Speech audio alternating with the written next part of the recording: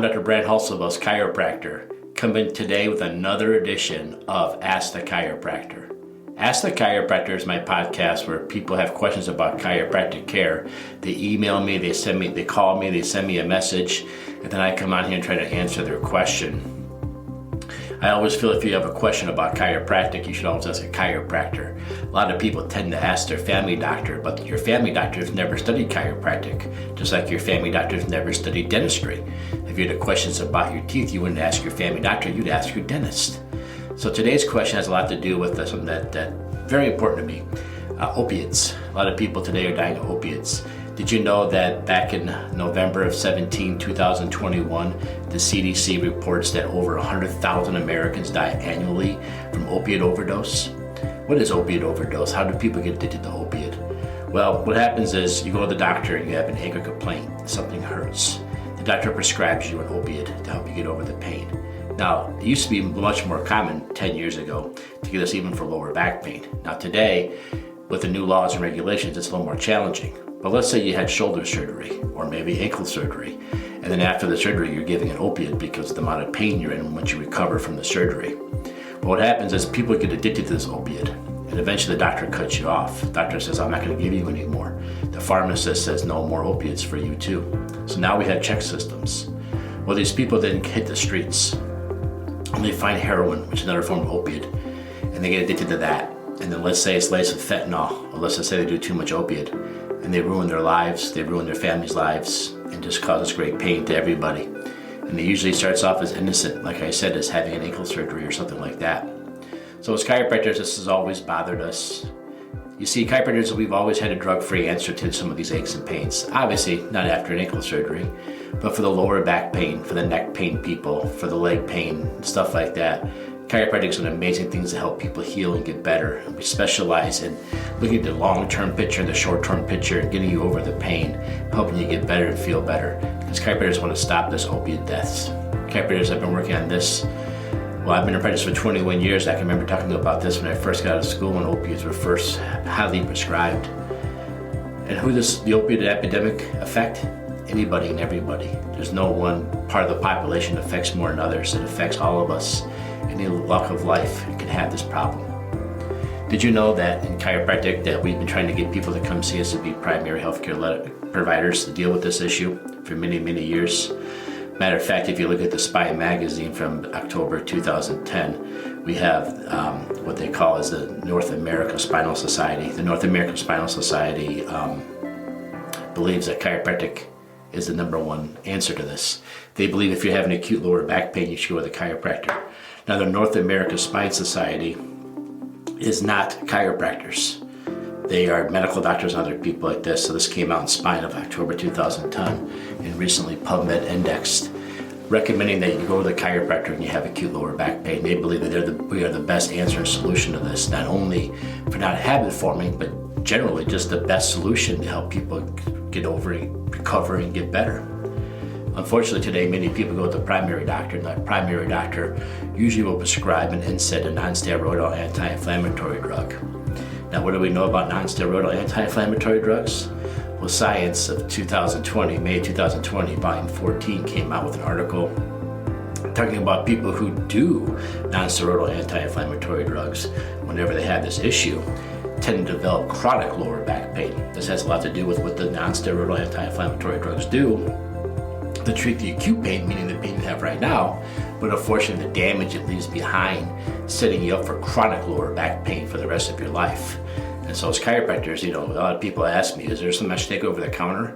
And it's very hard to get me to answer that because I know that these non-steroidal anti-inflammatory drugs, according to the science, are going to cause longer and bigger problems down the road. That's always why I say just put an ice pack on there, because if it's inflammation that's causing the problem, obviously putting ice on there will help defeat the inflammation. So as a chiropractor, it's really hard for me to sit there and tell you to maybe take something like a leave or something because I know the fact that's going on. Now, another avenue people go with this, if they don't want to do chiropractic and they don't want to do opiates, maybe they'll get a cortisone shot in their spine. This is a very common practice, and I'm not really sure why this is a common practice. There's basically three reasons. The first reason is the FDA never has ever approved the steroid cortisone shots into the epidural space. That's your spine, the epidural space. The manufacturer doesn't recommend it, and the FDA's never said it's okay. So it's always interesting when someone tells me that, they find my profession, chiropractic, to be unscientific and not enough data behind supporting it, but yet they're going to go ahead and start giving you shots in your spine that are not FDA approved. That's kind of weird, right? The same person saying both things. Not only that, but there is no research that supports that using the steroid shots actually do benefit to your lower back pain. They might give you a quick temporary burst, just like the NSAIDs give you a quick temporary burst of making you feel better, but there's no evidence that actually resolves any lower back pain. It just kind of slowly makes you feel better at that moment, and that's not even true all the time. As a chiropractor, I know it's not true all the time because I have patients that go get them and then come see me right afterwards because they got no relief from it. And now we're the only choice that's left. Unfortunately, the research does show when you've had multiple of these cortisone steroid shots, there's actually starting to be joint deterioration. As a matter of fact, every time you get one of those shots, the research shows that the rates of spinal fractures up 20%. 20% to fracture your spine. So if you have someone who doesn't exercise, out of shape, maybe overweight, continuously gets these shots in their spine maybe 3-4 times a year, what's going to happen to that joint long term? What's going to happen if they're taking NSAIDs in between the shots, which creates chronic lower back issues?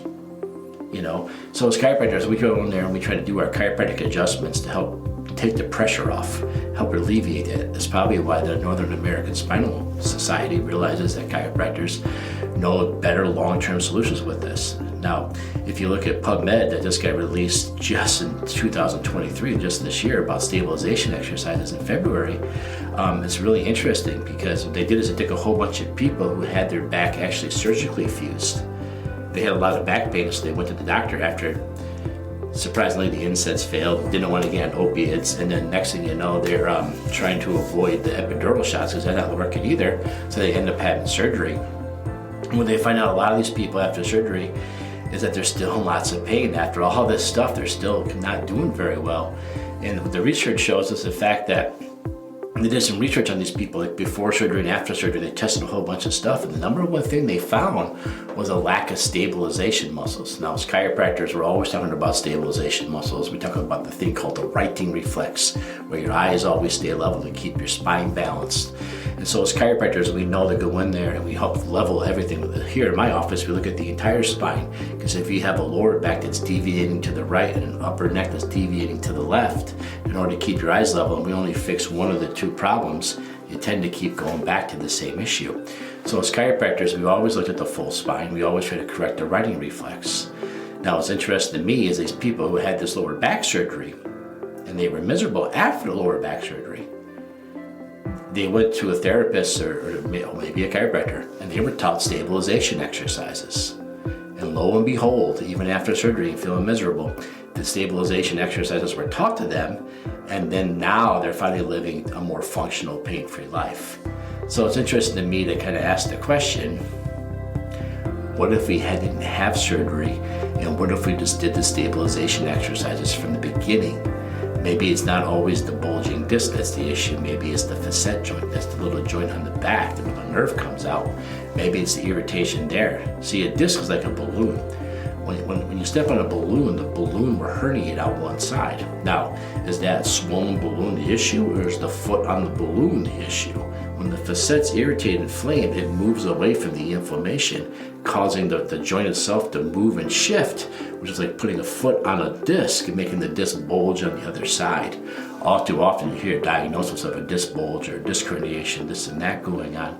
In reality, you've got a weak facet on the opposite side that can't maintain its posture, can't maintain its space, continuously gets inflamed, continuously gets irritated. This is the same joint that gets damaged so much on those cortisone shots that they give over and over again. This is the same joint that we're talking about now. So as chiropractors, we try to restore that motion. We try to get that joint feeling good again, try to drive the inflammation out by using ice and other natural methods by adjusting it so it can heal on its own. So all these people that had this back surgery were taught the stabilization muscles after the stabilization exercises, after the surgery was over and after, quote unquote, the surgery failed, when they did these stabilization exercises and their back finally started to improve.